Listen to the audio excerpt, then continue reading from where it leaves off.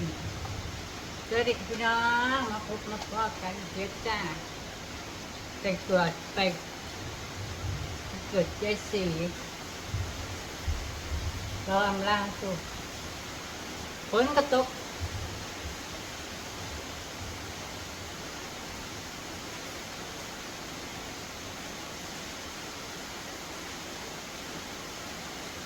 ฝนก็ตกบ่หยุดจะเสือโอ้ย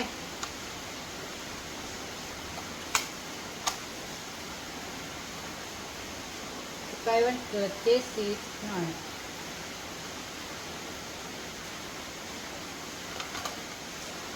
ฝนตกพี่น้องโอ้ย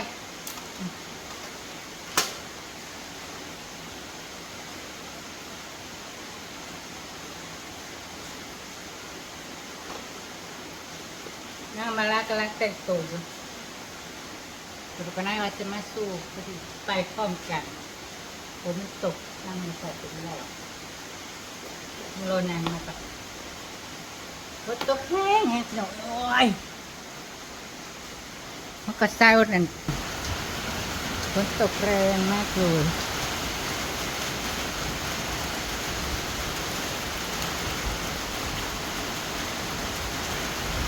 น้ำพงเบิร์ดติดเลย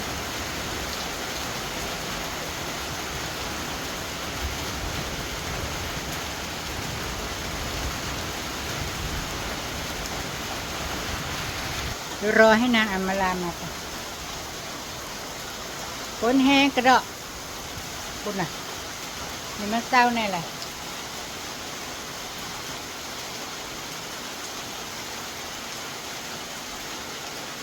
ไปเจอกันที่บ้านเจสีนะจ๊ะ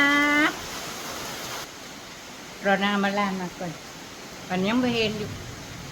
ทางกับเปื้อนกระดกกระเดียโอ้ยพ่อกันบ้านเจสีปรับพี่น้องเลยมาเลยมาเลยมาเลยยาก็ตีสนิทเอาเฮ้ยกลับมาดีกลับมาน้องๆแน่ สวัสดีค่ะ จะมาใช้หัวเตะได้ใช่ไหม โพดโพ โอ้ยอันตีนะโพดเกิดแล้วจะเอามาลาดข้างนี้ไอ้เฮ้ยยังคือปากปีนหัวส่งมาใครข้ามีรอยนี่เลย คือเถอะเนาะ เขาไปมาบอกเชิญจ้า ทำไมเร็ว กินข้ากินสวัสดี ๆถ้ากินข้าวจนเมื่อยเลยนี่ สวัสดีค่ะนะ จักเทศยังอยู่ สบายดีป่ะ สวัสดีค่ะ นี่เอาพ่อเอื้อยเลยครับพ่อเอามาเด็ด เอาอะไรมาบอกเราเลยแล้ว มาอยู่หาฟังคนมันก็ไปหาเปล่าน้ำมาว่า โอ้ เด็กก็ไปเอาเนาะ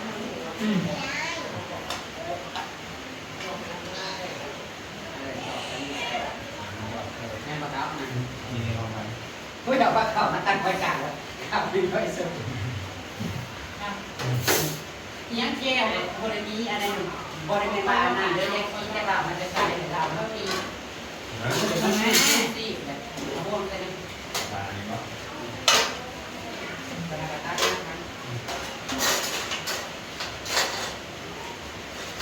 จะมีตัวแซ่บ มีข้าวผัด ๆ กันแน่ข้าวผัดไทยยังไง ใส่ก่อนนะลูกสาวจ้าแซ่บอันนี้ลูกสาวซื้อตลาดทั้งหมดเลยแซ่บไปใครก็ อะไร เอาทำไมก่อนได้เนี่ยคอยให้ก่อนจ้าจ้าสิทานได้น้อยเอาใหญ่เอาแล้วก็เลยมันจะเป็นสามโรงแรมหนุ่มบ้านทรายอะไรนี่นะให้พี่เล่นจะลง ทีนี้เห็ดสปอร์ตได้แค่มันเปิดอย่างเดียวนะทีนี้แล้วสิ ก่อนอันนี้สันที่หมอใครเด็กนะ เออ ตอนนั้นใครเด็กตื่นกันยังได้ เดี๋ยวปี มา ส ส่ มาง ส หม กร อ รม นะ มันมีโบยีนะดีน่าอย่าห้าวยังผ่านหรอมาขอมาขอมาขอโบดเปิดนะโบดไว้ไว้มันมีแอร์มันก็เย็นดีเร็วๆสีขาวมันก็ขาวสีขาวน้ำลิ้นป่ะโบดเปิดนะไม่เลยให้ไปก่อน เอาผูกแปะ เด็ดปลาดีกว่าเด็ดปลาได้กว่า ได้10 บาทตัวหน้าตาอยู่ว่าแล้วก็พิมพ์เลย น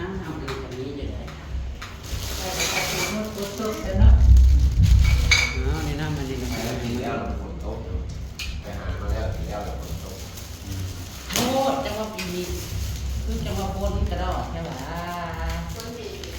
นี่สิได้กินแกงเฮ็ดละโงกเลยจ้า สมมติเราเห็ดออกขนาดนั้น เตรียมมาหาเฮ็ดเพิ่งฮะ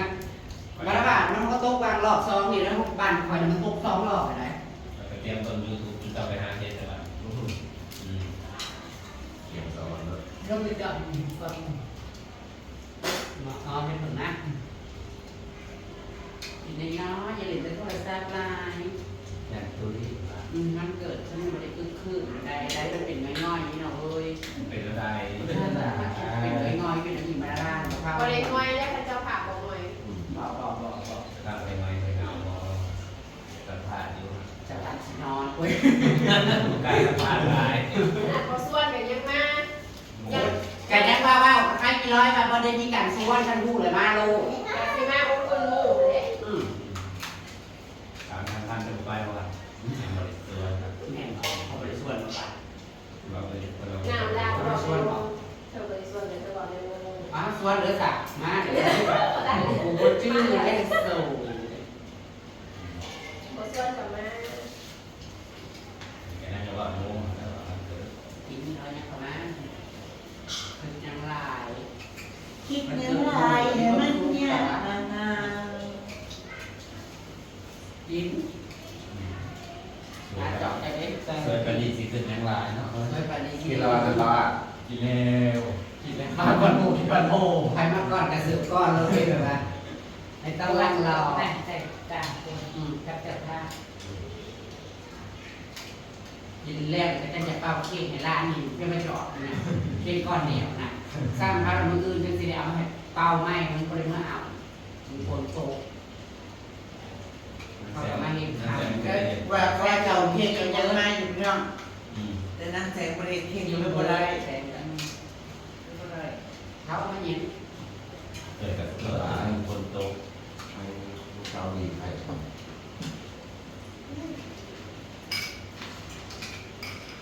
แต่บริงเพื่อนมาเลยจูจะนั่งรถทุกจักกันนะ นะเวลาเรารถรถมันพอเวลามันยืนแค่เรารถคือบุญจักสิคือว่าลิ่งลิ่งก่อน คือได้ยินของเราเรื่องนี้เปิด เป็นห้องเล่นกันด้วย ประเด็นนี้ดูบอก จังเด็ก เปิดจากวันโง่เอ้าเราเคยเห็นกันเนาะคือว่าคุณจะซื้อ ประเด็ เนี่ย นในยูทูบก็จะ ถ้าเล่นกันยังเนี่ย อ๋อน้ำลื่นคนเลยน้ำเป็นอย่าง เป็นอะไร น้ำน้ำว่าปุ๊บเป็นเศร้าๆเอ้ยสิแฮปปี้เบิร์ดเดย์เด้อ เรียนนอกก็แบบ ตามแน่ พอทำน้ำวิเคราะห์ตู่ป๊อกๆเอ้ยสิแฮปปี้เบิร์ดเดย์เด้อ ห้องเป็นสิ่งที่อ่ะ เรื่อย อะไรจะนั่นเปล่า อันผู้ยุ่ว่าเป็นผู้ชายนะนั่นผู้ บอกเขาหมายนะเจ้าเป็น เป็นลูกน้อยป้าเป็นหาว เจ้าสาว หา แต่ก็เอิญอานี่ก็เกิด เรื่อย เรื่อยอา สา เจ วเออเรื่อย เรียกแต่เจ๊เรียกแต่สิ เรียนในข่าวเรื่อย ตื่นนั่งข่าวไม่คุ้นเลยไม่ก็เดี๋ยวมาได้เลยเป็นเจียมได้ลูกเจียมมาได้ราคาเล็กน้อย เราไปสั่งนายยังไรคนแต่เอาเหรอ ได้ป่ะบอก ยังประมาณยังไรคนแต่ บริมือนี่เลยนะว่าแม่แม่ก็ว่าถามว่าเก่งก็ซี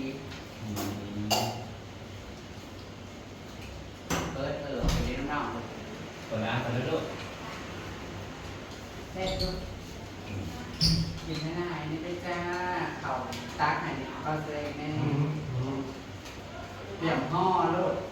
เอามันยืนลงมา เขาพันมาซ้อมกะละมัง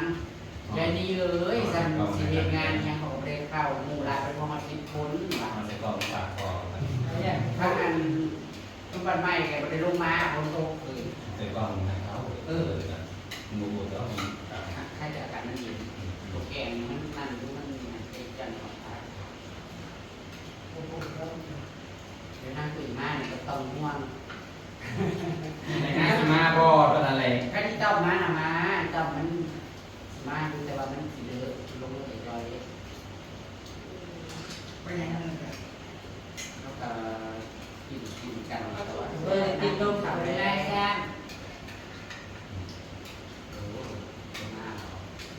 ติดลม เขาซุ่มแซวเจนไง บอกว่าซื้อละเอาบอก การแย่ แบบอยากให้ทำไมนะกินน้ำลองคอลงย่อยสัก กลับไปกินปลาทอ มั ด นจะเขาหูมันจะเขาพัด ฉันบอกว่าเฮ็ดได้ข้าวผัดนะเพราะเฮ็ดอะไรนี่กับกุ้งหมดมาหลายสิบอก คนเดียวคนเดียวประมาณนี้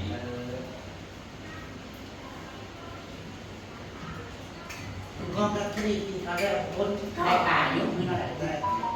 ใครเป็นคนเดิม ตัวนี้น้อย ก็สี่ก็สี่ อ๋อ เบา ป่าเสียไป เนี่ย ย่างแม่ตลาดต้นฝันแสบตรงนี้คือไทย เฮ็ดเป็นหาย ไม่เคยไปท้ายเลยอันหัวเป็นหนาที่จะเขาที่จะ เจ็ดพันเหรอโน้ตใครเนี่ย ลำพึงละพันพันหา พันเนี่ย กระแทกไปที่ละลำพันพันหา โอ้เดี๋ยวไปเอง ได้แล้วได้ก็ไปถึงว่าอะไรตาหายเมื่อกินเศร้า บอกปฏิเสธ แล้วก็จะพามาไว้ไลฟ์อยู่อุ่นกันก่อนอยู่อุ่นกันก่อน เพื่อ เนาะยังหน่อยแต่ฝนตกที่ไร่กันเที่ยงคืนซะ โอ้ปันดี อ้าวฝนตกกับมาหอดหมอก แต่โอ้มันทางเนี่ย ไป4 ทุ่ม5 ทุ่มซะอยู่กับอาช่องก้นเลยก็นักข่าวสิ่งล่ามาก่อน ติดตาก็จะมันงาม มันจะขึ้นซี ติดตามันเด็ดขาด จะตึกมาป่ะ ปลาน้องแต่ว่าในทีเราซื้อทางไทยเราซื้อมาแต่ปันไม่ ป่าในแสบกว่าปฏิใหญ่ เนี่ย แต่ว่ามันยอกกีมันจะนั่น เราเห็นงานคนไทยเรียงมาดีๆเลยมาอินเดียมาก็เห็นป่านี่คิดว่าเขาก็กินนะเห็นป่าเนี่ยป้าคนจับ เดี๋ยว ใส่ ให้ ทาง กินข้าวกับพี่ ป น้อ ลาง เดี๋ย น ว อนมันกินอยู่บ้านตาก็สู้กินตายไง ร้านสำหรับเขาจะก็เค้กอยู่ แรกว่าคิดว่าเขาจะคนกินในนี้เรียน อยู่ที่กินแซ่บ ป่า ป่ะ ก็เอาขึ้นมากกว่า เอ้ยสิจะต้องมองยังสิเด้อ เค้กไผ่เนี่ยเค้กคือซี่ เอ้ยสิได้เป็นของตัว นี่ นะ นะโตเขาปีปีบุตรเป็นจันทร์วันเกิดแล้วพี่เหลือ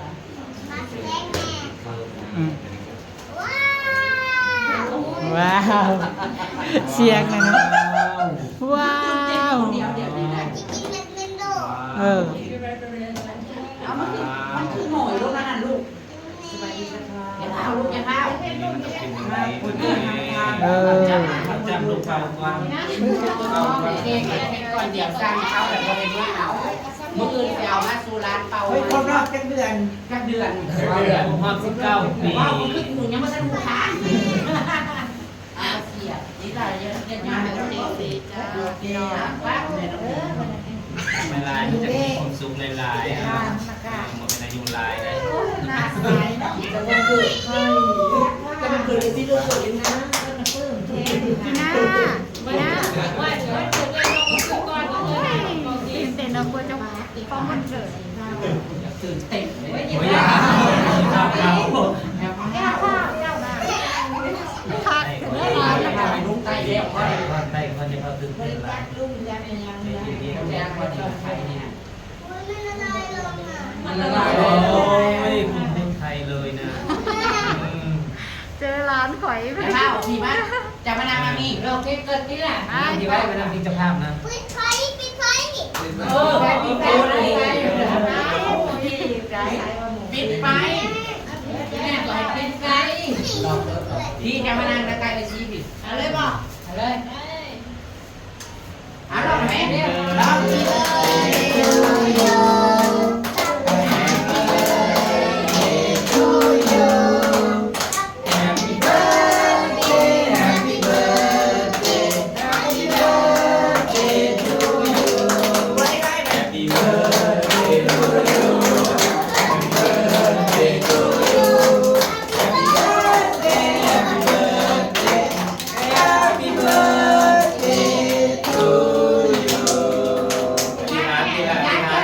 ที่ทานก่อนทานก่อนยืนเอาเลย อ้าว น้ำลายกันต้ม ไป จะกินแล้ว มีดนะมาเล็กนี่เปล่ามาเด้ ร้านไหนโป๊กโป๊กมันออกแถวว่อง มันโมเมนต์วองได้หรือบ้างเล็กบทที่นั่นแล้วจะไม่เอาถูกแท้จะจับมาบทจิตตันหายหลายได้แค่หัวก้อนเนี่ย มาสิ เอ๊ะงานก้อนดีนะมันนะมือยังเป่าไม้มือนะมันมีมือยิ้มยิ้มยิ้มยิ้มยิ้มยิ้มยิ้มตายไปนั่งเลยเนาะจ้ะโอ้เนี่ยทีน่ะ ข้าจะกินซีนิ่มได้บ้างพอดีนะไอ้กล้องเลยเด้อ พี่มาเอาผ้าพี่ไปผู้ใดเป็นช่วงอะไรได้พิเศษจ้ะ มันมูสิบหก นะ นะ จ้า เจ้า เขาเคยรวมกันนะจ๊ะเนาะฝากมาผูกแขนอันเศรษฐีนะคะขอบคุณนะคะขอบคุณสำหรับคุณเชียงค่ะคุณเชียง ไม่เอาออกมาให้สักทีปัด ที่ ดี มา นะ เรียนเทศนะคะเก็บของทานหน่อ เอาเพื่อนน้องลิ้นน้องอะไรกัน เรียกก้อนแดงพอดีจะได้มาก